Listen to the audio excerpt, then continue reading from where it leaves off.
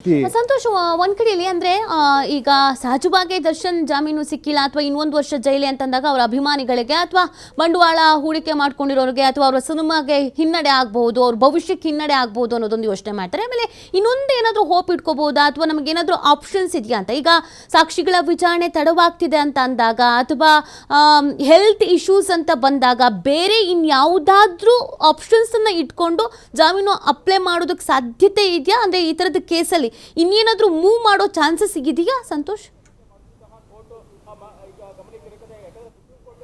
ನೀತಿ ಬಹುತೇಕ ಎಲ್ಲ ಆಪ್ಷನ್ಗಳನ್ನು ಈಗಾಗಲೇ ದರ್ಶನ್ ಪ್ರಯತ್ನವನ್ನು ಪಟ್ಟಿರುವಂಥದ್ದು. ಒಂದು ಕಡೆ ಸಿನಿಮಾ ಇರ್ಬೋದು, ಈ ಹಿಂದೆ ಸಿನಿಮಾವನ್ನು ಮಾಡಬೇಕು ಅನ್ನೋ ಸಂದರ್ಭದಲ್ಲಿ ಹೊರಗಡೆ ಬಂದಾಗ ಸಿನಿಮಾಗಳನ್ನು ಕೂಡ ಆತ ಕಂಪ್ಲೀಟ್ ಮಾಡಿಕೊಟ್ಟಿರುವಂಥದ್ದು. ಡೆವಿಲ್ ಸಿನಿಮಾ ಏನಿತ್ತು, ಡೆಲ್ವಿ ಸಿನಿಮಾದ ಶೂಟಿಂಗ್ ಪೆಂಡಿಂಗ್ ಇದೆ ಅಂತ ಹೇಳಲಾಗ್ತಿತ್ತು. ಅದರ ಬಳಿಕ ಜಾಮೀನನ್ನು ಪಡ್ಕೊಂಡಿದ್ರು, ಸುಪ್ರೀಂ ಕೋರ್ಟ್ನಲ್ಲೂ ಕೂಡ ಅದನ್ನು ಮನವಿಯನ್ನು ಮಾಡ್ಕೊಂಡಿದ್ರು, ಎಲ್ಲವೂ ಆಯಿತು. ಅದನ್ನು ಶೂಟಿಂಗ್ ಕೂಡ ಮುಗಿಸ್ಕೊಂಡ್ಬಂದಿದ್ರು. ಸೊ ಅದಾದ ಬಳಿಕ ಇವರು ಇನ್ನು ಅನಾರೋಗ್ಯದ ಕಾರಣವನ್ನು ಕೊಟ್ಟಿದ್ರು. ಅನಾರೋಗ್ಯದ ಕಾರಣ ಕೊಟ್ಟು ಆಗ ಜಾಮೀನು ಪಡ್ಕೊಂಡ್ರು ಕೂಡ ಯಾವುದೇ ಶಸ್ತ್ರಚಿಕಿತ್ಸೆ ಆಗಲಿ ಚಿಕಿತ್ಸೆಯನ್ನು ತೆಗೆದುಕೊಂಡಿರಲಿ. ಹೀಗಾಗಿ ಅದು ಕೂಡ ಈಗ ರೂಲ್ಡ್ ಔಟ್ ಆಗಿರುವಂಥದ್ದು.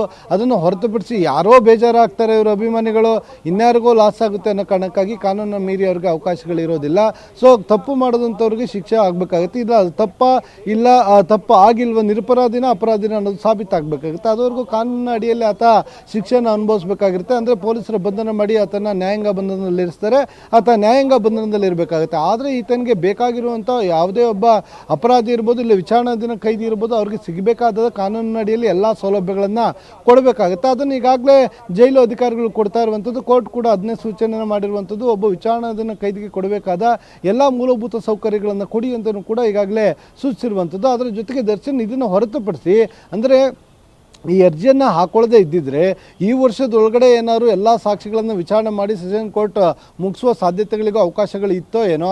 ಆದರೆ ಈಗ 60 ಸಾಕ್ಷಿಗಳನ್ನು ಇನ್ನು ಒಂದು ವರ್ಷದೊಳಗೆ, ಅಂದರೆ ಈ ವರ್ಷದೊಳಗೆ ಮುಗಿಸ್ಬೇಕಂತಿದ್ರು ಕೂಡ ಅವ್ರಿಗೆ ಇನ್ನೂ 6 ತಿಂಗಳ ಕಾಲ ಎಕ್ಸ್ಟ್ರಾ ದರ್ಶನ ಹೋಗಿ ಟೈಮ್ ಕೊಡಿಸೋ ರೀತಿಯಲ್ಲಿ ಆಗಿರುವಂಥದ್ದು. ಹೀಗಾಗಿ ಇನ್ನೂ 1 ವರ್ಷಗಳ ಕಾಲ ಇಡೀ ಪ್ರಕರಣದ ಸಾಕ್ಷಿಗಳನ್ನು ವಿಚಾರಣೆಯನ್ನು ಮಾಡಲಿಕ್ಕೆ ಅವಕಾಶ ಇರುವಂಥದ್ದು. ಹೀಗಾಗಿ ದರ್ಶನ್ಗೆ ಯಾವ ಹಂತದಲ್ಲೂ ಕೂಡ ಬಿಡುಗಡೆ ಭಾಗ್ಯಗಳಿರುವುದಿಲ್ಲ. 1 ವರ್ಷಗಳ ಕಾಲ ಜೈಲಿನಲ್ಲೇ ಇರಬೇಕಾಗುತ್ತೆ. ನೀತಿ ವಾದ ಕೂಡ ಆಗಿತ್ತು, ಏನೇನು ಮ್ಯಾನ್ಯುವಲ್ ಇದೆಯೋ ಅದ್ರ ಮುಖಾಂತರವಾಗಿ ನಾವು ಅವಕಾಶ ಕೊಡ್ತಾ ಇದ್ದೀವಿ ಅಂತ. ಬಟ್ ಪ್ರಮುಖವಾಗಿ ಇಲ್ಲಿ ಒಂದು ವಿಚಾರವನ್ನು ಗಮನಿಸಬೇಕಾಗುತ್ತೆ. ಜಡ್ಜ್ ಕೂಡ ಹೇಳಿದ್ದಾರೆ, ಸಾಕ್ಷಿಗಳ ವಿಚಾರಣೆ ತುಂಬ ವಿಳಂಬವಾಗಿದೆ ಅನ್ನೋದನ್ನು ಕೂಡ ಹೇಳಿದ್ದಾರೆ.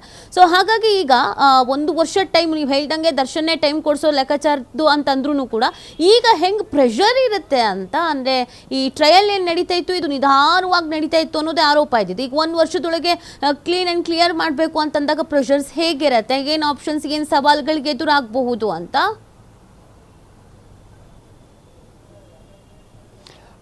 ನೀತಿಯಲ್ಲಿ ಪ್ರಮುಖವಾಗಿ ಅದಕ್ಕೆ ಬೇರೆ ಬೇರೆ ರೀಸನ್ಗಳನ್ನು ನ್ಯಾಯಾಲಯ ಕೊಡಲಿಕ್ಕೆ, ಇಲ್ಲ ಸುಪ್ರೀಂ ಕೋರ್ಟಿಗೆ ಮನವಿಯನ್ನು ಮಾಡಿಕೊಳ್ಳಿಕ್ಕೆ, ಇಲ್ಲ SBP ಅವರು ಮಾಡಲಿಕ್ಕೆ, ತನಿಖಾಧಿಕಾರಿಗಳು ಮಾಡಲಿಕ್ಕೆ ಅವಕಾಶಗಳಿರ್ತದೆ. ಇಲ್ಲಿ ನ್ಯಾಯಾಲಯ ಸೂಚಿಸಿರುವಂಥದ್ದು ವಿನಾಕಾರಣ ನೀವು ವಿಳಂಬವನ್ನು ಮಾಡಬಾರ್ದು, ಸಾಕ್ಷಿ ವಿಚಾರಣೆಯನ್ನು ಮಾಡಲಿಕ್ಕೆ ಕಾರಣಗಳನ್ನು ಕೊಡಬಾರ್ದು, ಸಾಕ್ಷಿ ವಿಚಾರಣೆಯನ್ನು ನಡೆಸಬೇಕು, ಇನ್ನು 1 ವರ್ಷದೊಳಗೆ ಮುಗಿಸ್ಬಿಡಿ ಅಂತ ಹೇಳಿರುತ್ತೆ. ಅಂದರೆ ಕಡ್ಡಾಯವಾಗಿ 1 ವರ್ಷದೊಳಗೆ ಮುಗಿಸ್ಲೇಬೇಕು, ಮುಗಿಸ್ಲಿಲ್ಲ ಅಂದರೆ ಏನು, ಈ ರೀತಿಯಾಗಿ ಏನೂ ಇಲ್ಲ.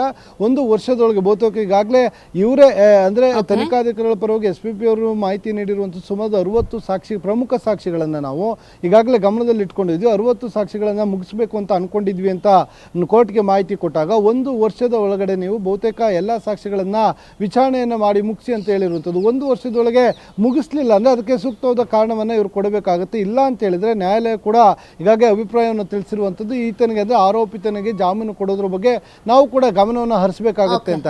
ಹೀಗಾಗಿ ಇವತ್ತು ಕಡೆ ಸೆಷನ್ಸ್ ಕೋರ್ಟ್ನಲ್ಲಿ back to back day by day ಈ ಸಾಕ್ಷಿಗಳನ್ನು ವಿಚಾರಣೆಯನ್ನು ಮಾಡಬೇಕು ಅಂತ ಸೂಚಿಸಿರುವ ಹಿನ್ನೆಲೆಯಲ್ಲಿ ಇವರ ಸಾಕ್ಷಿಗಳ ವಿಚಾರಣೆ ಇನ್ನಷ್ಟು ತೀವ್ರವಾಗಿ ಆಗುವಂಥ ಸಾಧ್ಯತೆಗಳು, ಅಂದರೆ ಸ್ಟ್ರಾಂಗ್ ಆಗಿ ಮತ್ತು ಅದರ ಜೊತೆಗೆ ಡೇ ಬೈ ಡೇನೇ ಮಾಡಿದ್ರೆ ಮುಗಿಸುವಂಥ ಸಾಧ್ಯತೆಗಳು ಕೂಡ ಇರುತ್ತೆ. ನೀತಿ, ಥ್ಯಾಂಕ್ ಯು ಸಂತೋಷ್, ತಮ್ಮೆಲ್ಲ ಡೀಟೇಲ್ಸ್ಗೆ.